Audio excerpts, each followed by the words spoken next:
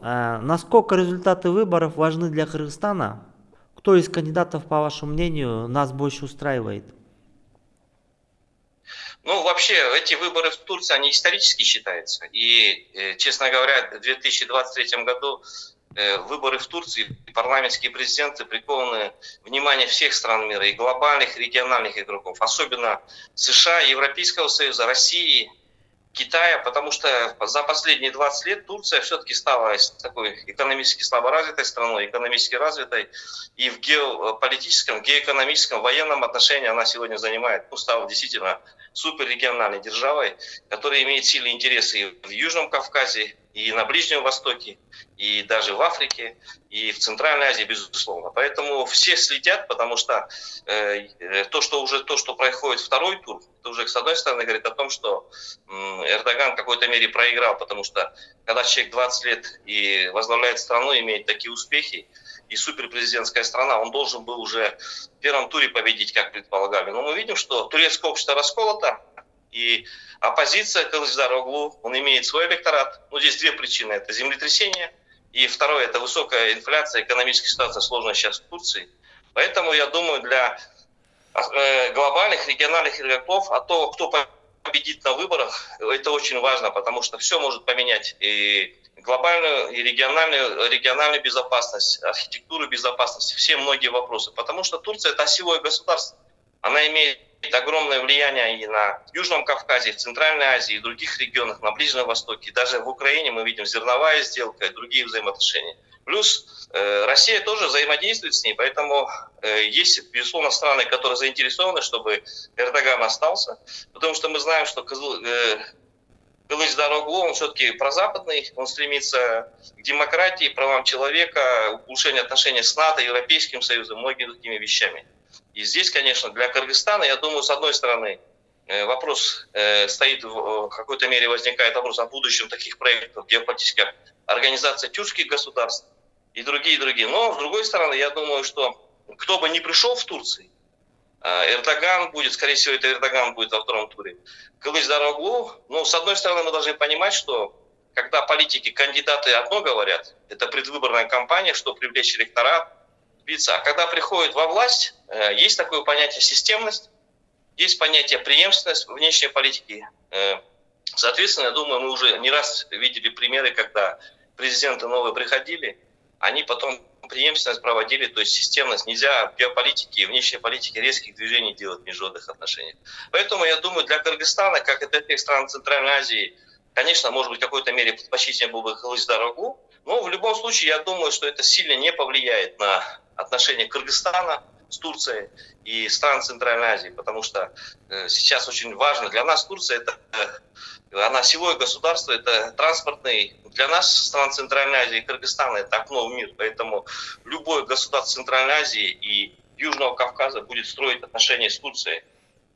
Тем более мы проводим многовекторную политику. Единственная страна, для кого, если не дай, возможно, Эрдоган проиграет, это влияет очень сильно для России и, безусловно, для Азербайджана. Потому что Азербайджан, благодаря поддержке Турции, он осуществляет свою территориальную целостность, независимость, суверенитет. И, конечно, они этим обеспокоены, безусловно. И, конечно, здесь большие последствия будут именно для них иметь. А для стран Центральной Азии, я думаю, это, как говорится, можно со всеми разговаривать. Ну, в США мы уже знаем, что есть заявление президента США Джозефа Байдена, который четко сказал, что кто бы ни победил, нынешний лидер Эрдоган или оппозиция, он будет разговаривать со всеми. Я думаю, это будет позиция у Кыргызстана и других стран Центральной Азии. Слишком большие геополитические ставки, тем более в такой сложной геополитической конкуренции, которая происходит сейчас в Центральной Азии между Россией, США, Китаем, коллективным Западом. Поэтому, я думаю, никто рисковать не будет. Поэтому, я думаю, Кыргызстан и как другие страны будут работать с любым президентом, и они тоже. А существует ли вероятность, что в случае победы Кылычдароглу интерес Турции к Центральной Азии ослабеет?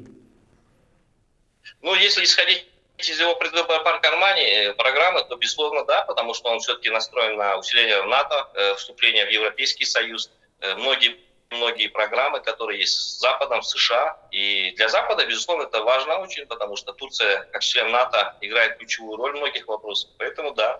Но я еще раз хочу повториться, конечно, в какой-то мере ослаблет, но потому что любые геополитические проекты требуют больших ресурсов, финансовых, людских, и, соответственно, конечно, это требует затрат. Сейчас в Турции, помимо того, что победит оппозиционер или останется у власти Эрдоган, у них большая проблема – это восстановление 11 провинций.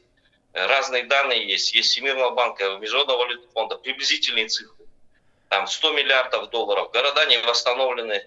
Это серьезная проблема для них. Поэтому огромные средства они будут тратить на восстановление экономики, городов, экономическую ситуацию улучшить. И, соответственно, конечно, у них будет меньше средств, уже это видно, для осуществления больших геополитических проектов, таких как ОТГ, там, Туран и так далее. Поэтому все зависит от многих вещей.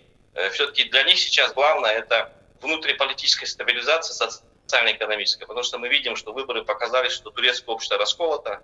И то, что вообще Эрдоган не вышел в первом туре, тоже о многом говорит. И здесь мы видим, что молодежь Турции, которая впервые голосовала, там 19-летние до 30 лет, а их больше 6 миллионов, они вообще не поддерживают ни Эрдогана, ни Кылычдароглу. У них совершенно другая ментальность, другие взгляды, и они больше на себе сконцентрированы. Поэтому я думаю, для Турции это тоже такой большой и внутренний, и большой геополитический вызов. Поэтому здесь очень много вопросов остается.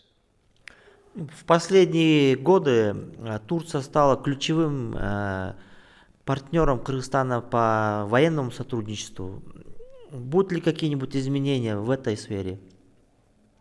Я думаю, нет, потому что это договоренности долговременные, и Турция большую роль играет в обеспечении безопасности Кыргызстана. Мы знаем, что у нас вся линейка БПЛА есть турецких, и это и Байрактар ТБ-2, и Аксункур, и Аканжи, и Анка. Поэтому здесь большой вопрос. И, по-моему, я читал, посол Турции, по-моему, в Кыргызстане в свое время говорил, что более 1600 граждан Кыргызстана обучилось в военных академиях, училищах в Турции, даже военно-медицинской академии, военно-воздушной. Я думаю, этот процесс будет укрепляться, потому что сейчас мы видим, что есть альтернативы для военных поставок, вооружений, для диверсификации. И идет такой фактор, все-таки Центральная Азия, сейчас Южный Кавказ, он находится в такой, знаете, опасной ситуации, и идет милитаризация во всем мире. Поэтому я думаю, это вопрос бизнеса. Тем более это частные компании работают в основном с этим. Поэтому здесь есть двусторонняя заинтересованность. Потому что необходимо сохранять территориальную целостность, суверенитет и независимость государства. Ну вот, и я часто слышал, что многие говорят, что безопасность Турции – это безопасность Центральной Азии. Есть у них такая формула, часть политики. Но есть в Турции силы, которые говорят, что им нужно заниматься лучше внутренними проблемами, сотрудничать с Европейским Союзом и так далее. Но это, я еще раз повторюсь, в основном предвыборные. Когда люди приходят во власть, нужно с ними снова знакомиться, у них будет другая программа. Они уже реальность другую воспринимают. Поэтому много резких движений сейчас, мне кажется, в таком остром конкурентном мире никто себе позволить не может. Поэтому, безусловно, они будут думать, прежде чем какое-либо решение сделать. А как предвыборная кампания, это все-таки шоу, привлечь как можно больше избирателей и, соответственно, победить. А уже когда приходят во власть, они думают уже исходя из своих государственных интересов. Изменится ли фактор Фетхулла Гулена в наших двухсторонних отношениях? Ну, не знаю, по моим ощущениям, он как такое ушел, наверное. Безусловно, приход какого-то нового лидера в Турции, эта тема ослабнет. Сейчас Турция больше занята внутриполитической ситуацией, социально-экономической. У них очень серьезная проблема, я думаю, это восстановление страны. И другие вопросы, это уже как бы носят второстепенный характер. Сейчас надо решить вопрос с восстановлением разрушенных провинций. И второе – это стабилизация финансово-экономической системы. Очень высокий уровень инфляции, качество жизни падает, рост цен. Я думаю, это больший вызов. Они больше этим будут заниматься.